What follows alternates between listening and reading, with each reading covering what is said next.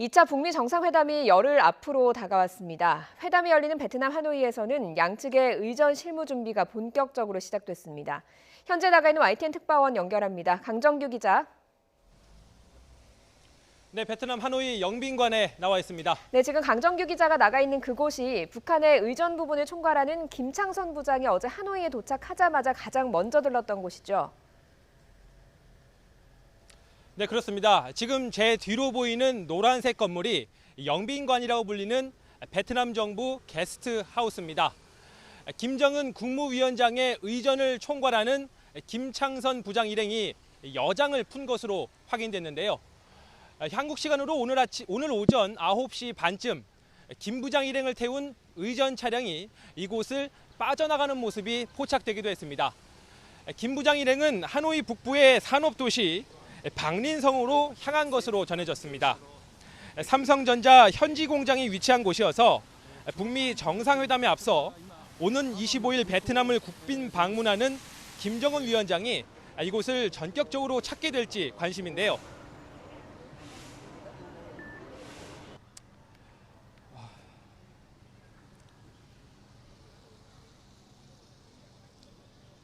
앞서 김창선 부장 일행은 어제 하노이에 도착한 뒤 소피텔 메트로폴과 인터콘티넨탈 웨스트 레이크 등 김 위원장의 숙소로 거론된 호텔을 둘러봤습니다.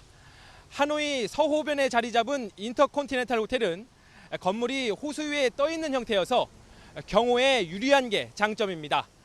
현지 소식통들은 김 위원장의 숙소가 이 두 곳으로 압축되고 있다고 전했습니다. 도널드 트럼프 미국 대통령의 의전 담당인 데니얼 웰시 미 백악관 부비서실장도 앞서 지난 15일 하노이에 도착한 것으로 알려졌습니다. 트럼프 대통령의 숙소로 거론되는 메리어트 호텔과 회담장 후보인 국립 컨벤션 센터 등을 점검하고 있는 것으로 전해지는데요. 북미 양측의 의전 실무자들이 하노이에 와 있는 만큼 이르면 오늘 양측의 접촉이 이루어질 가능성도 제기됩니다. 네, 의전 준비와 동시에 비핵화 의제에 대한 협상도 곧 시작된다고요.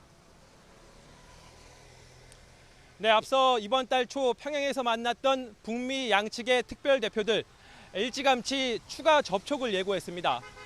현지 소식통들은 미국 측 실무 대표단이 이르면 19일, 그러니까 이번 주 화요일에 이곳 하노이에 도착할 것으로 보인다고 전했는데요. 미국 실무협상팀은 스티븐 비건 대북정책 특별대표가 이끌게 될 것으로 보입니다. 김혁철 북한 국무위원회 대미 특별대표가 이끄는 협상단도 그에 맞춰 하노이에 입성할 텐데요.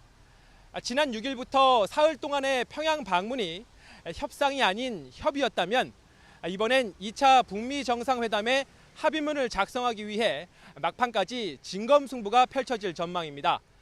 12개 이상의 의제가 협상 테이블에 오를 것으로 보이는데 최대의 쟁점은 북한의 영변 핵시설 폐기 문제입니다.